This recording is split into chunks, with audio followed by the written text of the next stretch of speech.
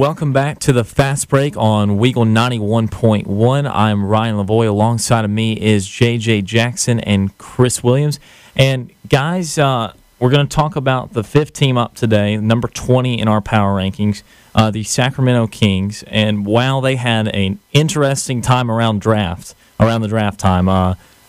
Is George Karl going to get fired for wanting Boogie Cousins out? Who are they going to take in the draft? Will they make that trade with the Lakers? They end up not doing all that. A bunch of hoopla, much ado about nothing. And they take Willie Cauley-Stein with their top 10 pick. Guys, lots of moves made. Also bring in Rajon Rondo. But can they finally find some team chemistry? I for one, think that if you're just looking on paper at this Sacramento Kings, I was just thinking about this earlier today.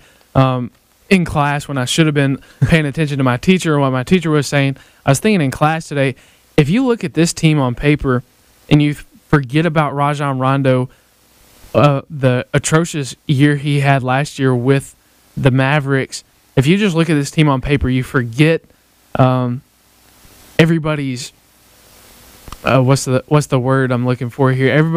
Everybody's beef with each other. Most of these players are hotheads. And their temperament issues, Rajon Rondo, Ben McLemore, Rudy Gay, Willie Cauley-Stein, DeMarcus Cousins, if that's the starting five they go with, that is a heck of a starting five. I mean, that is a scary team. You've got length, you've got speed, you've got shooting. I mean, probably the best center. I mean, DeMarcus Cousins, his 6th year in the league, he's one of the best centers in the league. He's at least top 3. And I'd be willing to argue that he's number 1 in the league. But when you add in those temperament issues, when you add in how are the players going to mesh with each other with head coach George Karl, and as he came in at the end of last season, and then all the stuff that went on with him and Boogie over the offseason, what is that going to do? Is Rondo going to be back to the way he was when he was leading those Celtics teams in the playoffs? Is Seth Curry, who had a amazing summer league show, just was playing out of his mind, looked like his brother Steph out there. If he brings that style of play and keeps that style of play up, he can be a huge addition. And I like Marco Bellinelli. I think that was a good addition for them to bring in. So on paper, I like this team, but where I lose interest in this team as far as one of the better Western Conference teams is just that chemistry issue that they have. Sort of like cohesion, I think, is a good word. That's a good word. To summarize that. And, Ryan, a point that you made, I was just thinking about this when I look at the Kings roster and projected depth chart. You talk about the Charlotte Hornets and the fact that 3 North Carolina Tar Heels are on this team. This is a starting lineup.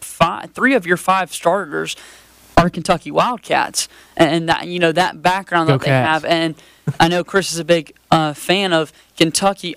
One thing that I notice, and when you look at any college basketball program, is it's so true that programs really are, a family. And so I know that those guys are always together in the offseason back in Lexington, working out current players, past players, so they already kind of have a feel of playing with each other, and I think that you'll be able to see that translate on the court. And then not to mention, I follow Seth Curry on Instagram, as I do many other Duke Blue Devils, and he's posted a couple pictures already of 8 or 9 guys on this team that are together already working out, kind of getting that chemistry together, and I think that's very important to see in the offseason. And I agree with you, Chris. I think Marco Bellinelli adds so much depth to this bench with what he does, shooting the ball, defending the ball, and being able to just be a great team player. Has a championship ring with the Spurs 2 seasons ago, and I love that sign. The key to their season is chemistry, and that's really, it's not even debatable, because we've established that they have a great starting lineup. They've got one of the top, at minimal, a top 3 center in the league. They've got Rudy Gay, who can absolutely fill it up. They've got Rondo, who can dish it in all sorts of ways and get everyone the ball. And they've got a good shooter in Ben McLemore. They've got a great rim protector in Willie Cauley-Stein. So we've established they've got all the tools to make the playoffs, even in the West, as a 7 or 8 seed. But it's all about chemistry. And JJ, that's great that they've gotten together because that is their key. And so if they've already going out to dinner, already working out together, that's a great start. But at the end of the day, when they hit adversity, we know what you're trying to say. When they hit that, which I cannot speak, will DeMarcus Cousins tear the whole thing down because he's a selfish superstar. And these are guys that you're going to be spending 8 months out of the year. It's an 82-game season. You're going to spend so much time together. You need to be close. And not to mention, I know we talked about, all the headlines he was in this offseason. George Karl is a great coach. I think of all the teams that we've previewed, I think he's probably the best coach that we've talked about so far. When you look at the career record he has entering his second season in Sacramento, I like this team, and I think there is so much potential for them to grow and honestly compete for that 8th spot in the West. Yeah, absolutely. I mean, this is a good team. I thought, as far as the team goes, last year they started off really good, and everybody thought under Coach Mike Malone that they were gonna make the playoffs. They thought this was a 7 or 8 seed team, and then DeMarcus Cousins he didn't get hurt. He was sick or something at the beginning of last season, wasn't he? He played like the first couple weeks and he got sick. Had some kind of infection, and then the team just kind of fell apart from there. But this team, in my opinion, is not a bad team at all. And if things roll their way, if we see Oklahoma City suffer through more injuries, the spots opened up because I don't think Portland's going to be in the playoffs this year after everybody they lost. And if the Pelicans don't take hold of one of those positions, this is a team that could find themselves in the playoffs. And I'll say this. This is the last thing I'll say about the Kings, and then we can move on to our next team.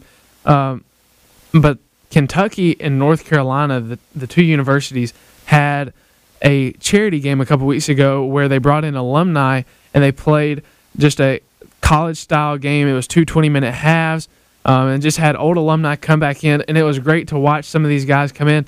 And DeMarcus Cousins played in that game. In the first, it was like 6 or 7 minutes, he hit 3 threes in that game.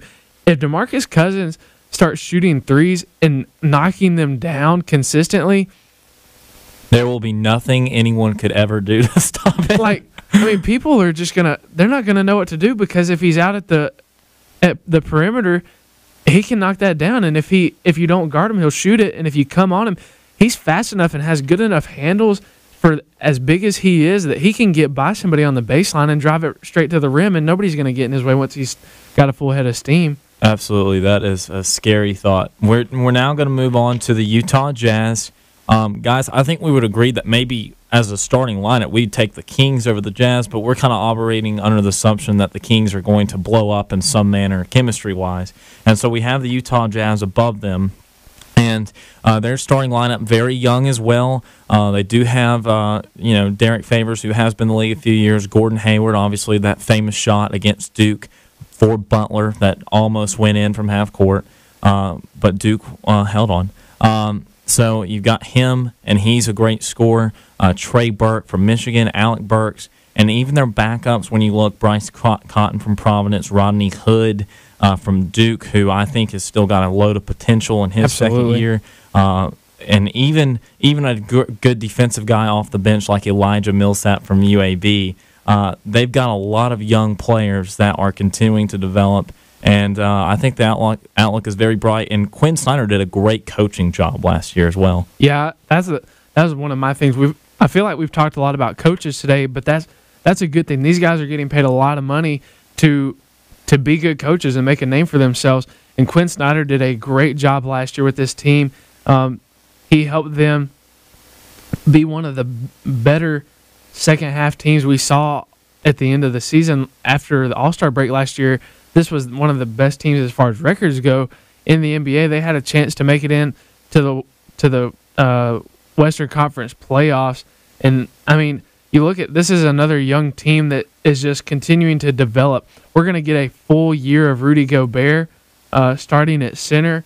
He had a block, I believe, yesterday or Saturday during the Eurobasket games that have been going on. And there was a floater that was probably at the peak of the square on the backboard, and he jumped up and he blocked that ball. And, I mean, things like that. This guy's going to be good, and he's got a full year where he's not – last year, half the season, he was behind Enes Kanter. This guy's got a full year to operate. I'm not convinced Trey Burke is the best point guard for them. So I think they have room to improve there, but I like Alec Burks. I really like Rodney Hood. Gordon Hayward is, if Gordon Hayward wouldn't have re-signed with this team before last season, this could be a whole nother placement for this Jazz team. We could have talked about them last week if Gordon Hayward didn't re-sign. This team was attractive enough that Paul Millsap was looking about going back there this summer instead of re-signing with the Atlanta Hawks. I mean, imagine Paul Millsap back on this team. This team would have then definitely been a Western Conference playoff team in my mind, because I really like Derek Favors, Trevor Booker, Trey Lyles. All those guys are good. Trey Lyles was at Kentucky probably one of the more disappointing players, if you want to even call it disappointing. He wasn't disappointing by any means, but we just didn't get to see him play his style of basketball. Which props to him for adapting and playing the way Coach Cal wanted him to.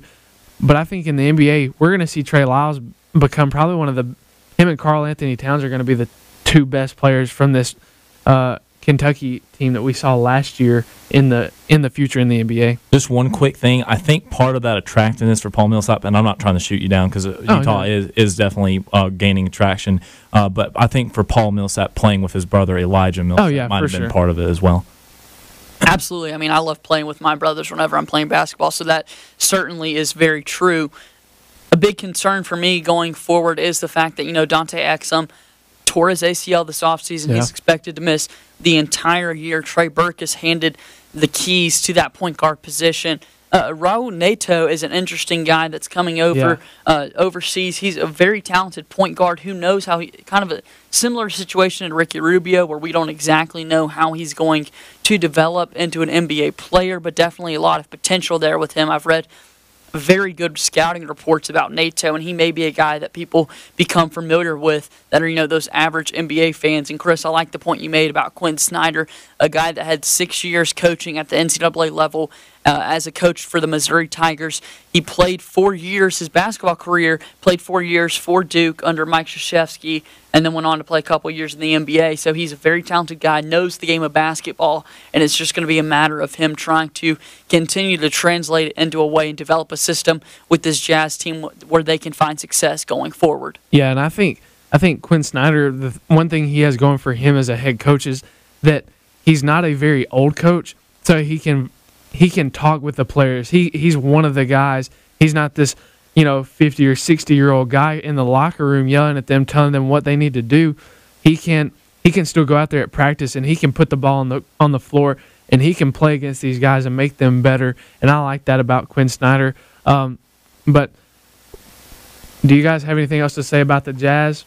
I would just add one more thing that we were talking about Rudy Gobert and how his development we saw last year. This guy is a guy that I think can contend for a spot on the all defensive NBA teams for sure that are handed out at the end of the year. He has a nickname, something with the Eiffel Tower, the Stifle Tower or something with his frame. So that's very fun and exciting, and I know that Jazz fan base is really clinging to that. Derek Favors, I like to see where he goes in his third or fourth year headed into this season. And then you're right, Chris, Gordon Hayward was signed with the Hornets an offer sheet last year, a 3-year max contract, but the Jazz opted to match that deal, and he's still with the Jazz. It's going to be very interesting to see where he takes his career from here. Yeah. All right, well, we're going to go to a break. When we come back, we're done power ranking teams for today, but when we come back, we're just going to hit on a couple other NBA news topics that we've seen over the last week as we wrap up our show for today. So don't go anywhere. We'll be right back here on Weagle 91.1.